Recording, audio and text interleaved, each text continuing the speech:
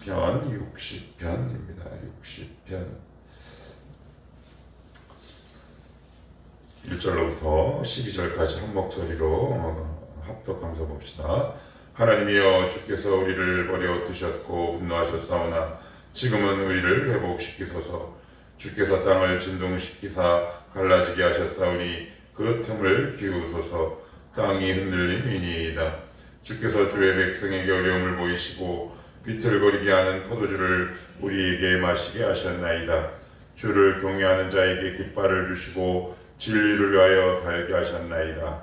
주께서 사랑하시는 자를 건지시기 위하여 주의 오른손으로 구원하시고 응답하소서. 하나님이 그의 거룩하심으로 말씀하시되 내가 뛰놀리라. 내가 세겜을 나누며 숲꽃 골짜기를 측량하리라. 길르앗이 내 것이요 므낫세도 내 것이며 에브라임은 내 머리의 투구요 유다는 나의 교이며 모압은 나의 목욕통이라. 에돔에는 나의 신발을 던지리라. 블레셋아, 나로 말미암아 외치라 하셨도다. 누가 나를 이끌어 견고한 성에 들이며 누가 나를 에돔에 인도할까? 하나님이여, 주께서 우리를 버리지 아니하셨나이까? 하나님이여, 주께서 우리 군대와 함께 나아가지 아니하시나이다. 우리를 도와 대적을 치게 하소서. 사람의 구원은 헛됨이니이다. 우리가 하나님을 의지하고 용감하게 행하리니 그는 우리의 대적을 밟으실 이심이로다. 아멘. 시편 60편은 뭐가 좀 되게 깁니다. 표제가 제가 여러 차례 말씀드리지만 시편 이 표제 제목이 그 본편의 주제와 내용을 함축하고 있다, 이렇게 말씀을 드렸습니다. 표제를 제가 한번 읽어볼게요.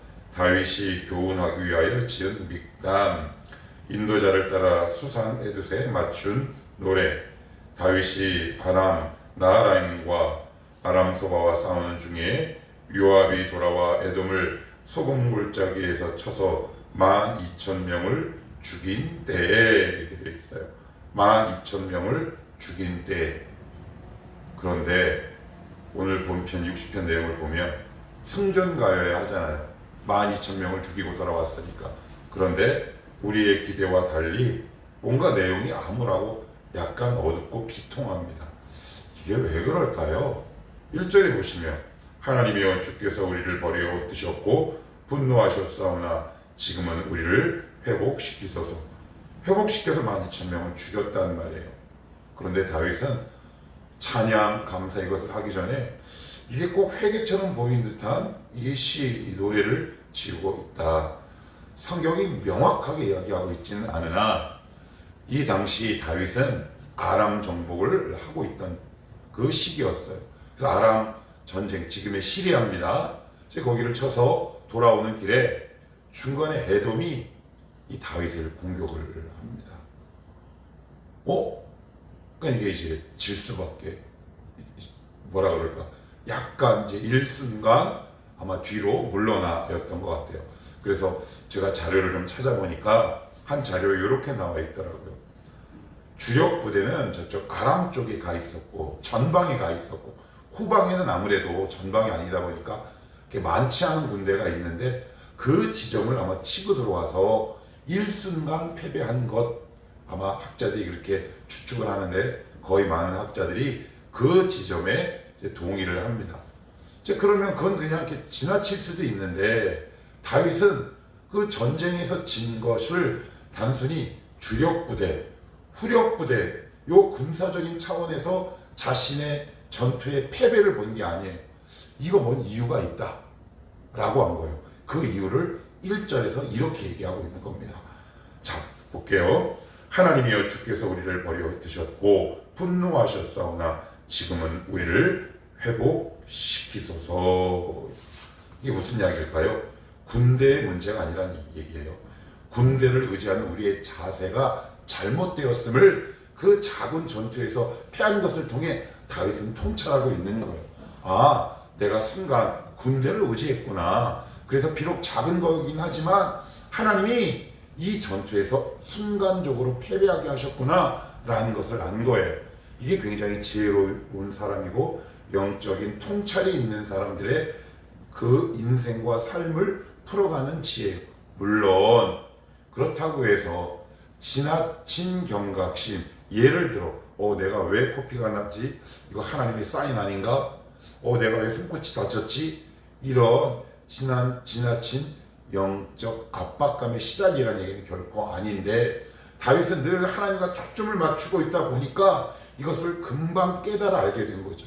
그러나 영적으로 둔감한 사람들은 하나님이 이런저런 사인을 줘도 내가 왜 이런 일을 당했는지 알지 못하고, 그런 사람들의 특징은 뭐다? 늘 인간적으로 그 방법을 대처하거나 강구하죠.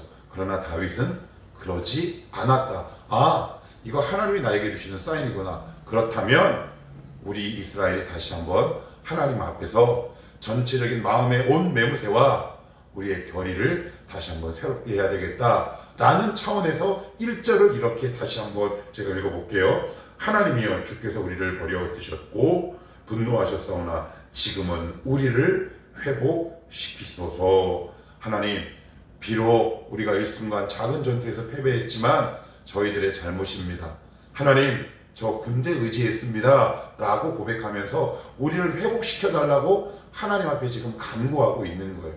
여기서 우리가 한 번 더 살펴봐야 할 두 번째 내용은 뭐냐면, 에돔이라는 큰 전투에서는 이겼어요. 다른 전투에서는 이겼어요. 그러나 뭐 전투하다 보면 작은 전투에서도 질 수 있죠. 그래서 중요한 게 있죠.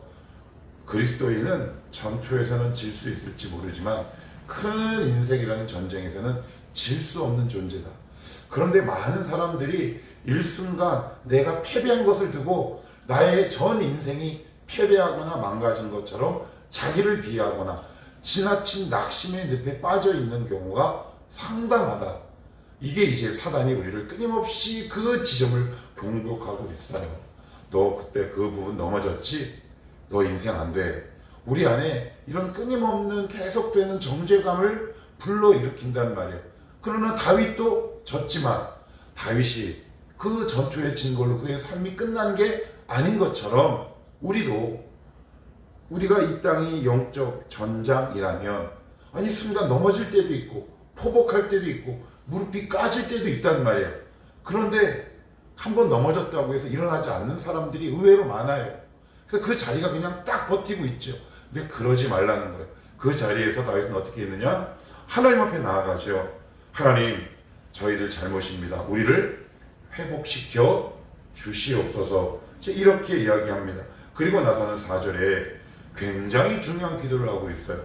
4절 우리 같이 다시 한번 읽어봅시다. 시작. 주를 경외하는 자에게 깃발을 주시고 진리를 위하여 달게 하셨나이다. 이게 뭔 말일까요? 주를 경외하는 자에게 깃발은 1차적으로 구약에서 깃발은 승리를 나타내는데 여기서는 피난처, 보호의 의미도 함께 의미한다고 해요. 근데 어떤 의미를 적용한다고 해서 큰 문맥의 차이가 있는 건 아니다.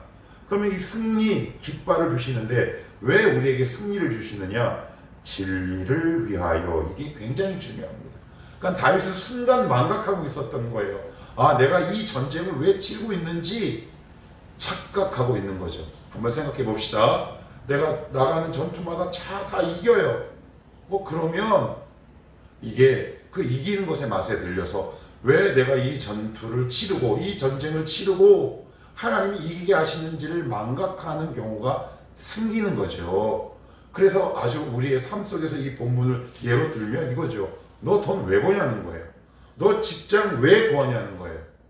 그런데 우리는 주객이 전도되는 거예요. 그런데 하나님은 오늘 우리에게 이 본문을 통해 다윗에게 말씀하신 것처럼 우리에게 이렇게 말씀하고 있는 거예요. 너 목회 왜 하는데? 너 직장 왜 구해? 너 돈 왜 벌려고 하는데? 다윗의 그 패배의 문제가 어디에 있었습니까? 군대, 전투 자체에 그 모든 문제를 거기에 집중한 거죠. 그러니까 순간 하나님을 닦아도 놓친 거예요. 그 전투를 하는 목적을 상실해 버렸다고요. 그러니까 우리도 삶에서 이 세상에서 바쁜 일상을 막 이렇게 다람쥐 쳇바퀴 돌다 보면 살아가는 목적과 그리고 돈을 버는 이유를 우리를 상실해 버릴 때가 있어요. 그래서 우리는 이렇게 기도하죠. 하나님 직장 얻게 해주십시오. 직장 얻게 해주십시오. 물론 하나님이 그 기도에 듣기도 하시지만 우리는 그 자리에 머물러서는 안 된다.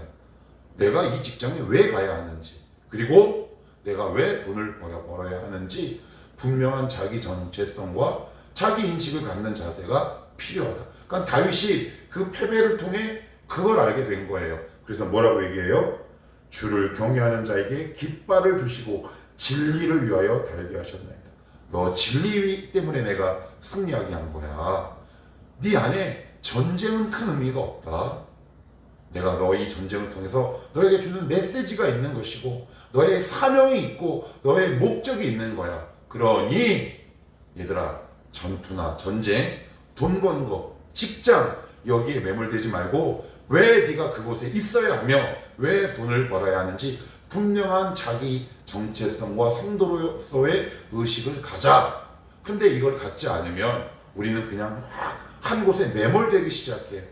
그래서 그거 안 준다고 막 짜증낸단 말이에요. 만약에 하나님이 여러분들의 어떤 삶을 일치정지 이렇게 딱 다윗처럼 어떤 작은 패배로 인해 멈추게 하셨다면 이 질문을 하나님 앞에 드려야 돼요.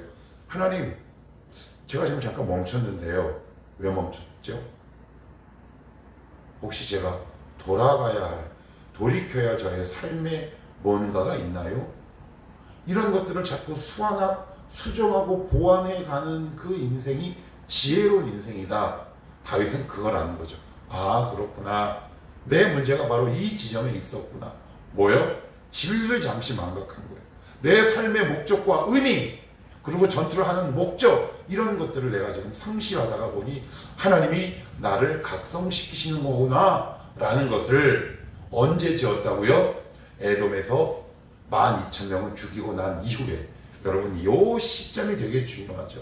보통 사람은 이기고 나면 하나님이 나에게 주시는 교훈은 까먹게 마련이에요. 그러나 승리에 도취하는 기쁨은 잠시 내려놓고 작은 패배에나마 그 교훈을 다시 한번 곱씹기 시작하죠. 얼마나 겸손하고 지혜로운 자세인지 몰라요. 사람들은 어떤 출산에 성공하면 그 작은 실패에서 오는 교훈을 쉽게 망각하거나 그냥 소멸시켜버리는 경우가 굉장히 많은데 다윗은 언제 12,000명을 에돔 사람 12,000명을 소금 골짜기에서 전멸시키고 난 이후에 그 전에 있었던 작은 패배가 왜 있었는지 승리에 도취되기 이전에 자신의 삶과 이스라엘의 나라를 하나님 말씀 앞에서 쭉 조명해 봤다라는 거죠. 요게 중요해요. 이게 되게 지혜로운 사람인 거죠. 멋진 사람인 거죠. 이런 사람이 하나님이 오늘도 귀하게 보시는 거죠. 그래서 하나님께서 계속 우리를 고속도로에 두지 않으세요. 자, 그리고 나서는 계속 이제 이렇게 다윗의 기도가 이어지는데 6절에서부터 이제 9절까지 보시면 이제 쭉 볼게요. 하나님이 그의 거룩하심으로 말씀하시되. 자, 5절 뭐라고 그래요? 구원하시고 응답하소서. 그랬더니 6절에 말씀하시되 이렇게 되어 있습니다. 하나님께서 그런 다윗에게 말씀하신 거예요. 그러면서 뭐라고 말씀하시느냐? 굉장히 심장이 뛰는 말씀으로 이렇게 말씀하세요. 내가 뛰놀리라. 내가 세겜을 나누며 숲꽃 골짜기를 측량하니라. 길앗이 내 것이요 므낫세도 내 것이며 에브라임은 내 머리의 투구요 유다는 나의 규이며. 여기서 규라는 것은 하나의 그냥 지팡이를 얘기해요. 이게 규는 뭐냐? 왕을 상징한단 말이에요. 그러니까 유다, 너는 내 상징이야. 진성아, 너는 내 상징이야. 이게 굉장히 놀라운 칭찬이고 하나님의 위로 아니겠습니까? 그 말씀을 지금 다윗이 우리를 회복시켜 주시옵소서라고 기도했는데 하나님이 말씀하시는 거라는 말이죠. 계속 읽어볼게요. 8절 모압은 나의 목욕통이라 에돔에는 나의 신발을 던지리라. 블레셋아 나로 말미암아 외치라 하셨도다. 누가 나를 이끌어 경관성에 들이며 누가 나를 에돔에 인도할까. 이제 이렇게 다윗에게 하나님께서 말씀하셨어요. 이게 무슨 뜻이에요? 내가 너를 다시 회복시키고 너를 이기게 하겠다라는 하나님의 응답이라는 거예요. 그러니까 다윗은 이 말씀을 듣고 이 말씀을 붙들고 기도한 거예요. 하나님 감사합니다. 저를 다시 회복시키시는군요. 감사합니다. 그리고 나서는 어떻게 얘기하느냐? 12절 마지막으로 이렇게 같이 한번 읽어봅시다. 11절 12절 시작. 우리를 도와 대적을 치게 하소서. 사람의 구원은 헛됨이니이다. 우리가 하나님을 의지하고 용감하게 행하리니 그는 우리의 대적을 밟으실 이심이로다. 아까 진리를 위하여 달게 하셨다 그랬잖아요. 다시 의미를 회복하기 시작한 거예요.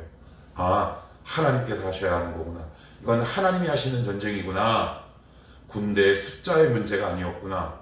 그래서 결국 삶의 자리와 주인을 다시 하나님으로 교체하기 시작하죠. 전에는 왜 졌다? 군대. 그래서 군대와 하나님의 위치를 다시 이렇게 바꿔놓기 시작합니다. 여러분 이렇게 쭉 읽어보면서 뭘 느끼세요? 문제를 일으키자 다윗은 큰 승리에 도취하지 않고 작은 패배에도 불구하고 그 원인을 하나님 말씀 앞에서 찾기 시작하죠. 그랬더니 다시 하나님이 다윗에게 응답하시고 다윗을 되게 견고하고 강하게 인도해 가신다. 이 지점이 되게 지혜로운 삶이다. 하나님이 우리의 삶을 일시정지, 잠깐 쉼 이렇게 정지시킬 때가 있다. 그럴 때 내가 과연 이 직장을 왜 얻으려고 하는지, 내가 왜 돈을 벌려고 하는지 자기의 삶을 말씀을 통해 하나하나 조명해가는 이 지혜로운 삶이 오늘 우리에게 꼭 필요하다. 무한 질주하지 마시고 하나님 만약에 우리의 삶을 잠깐 숨고르기에 두셨고 놓으셨다면 말씀을 통해 나의 삶을 과거로부터 지금까지 한번 엑스레이처럼 조명해 보시고 다시 한번 나의 신앙을 점검할 수 있게 되기를 주님의 이름으로 축복합니다. 기도합시다.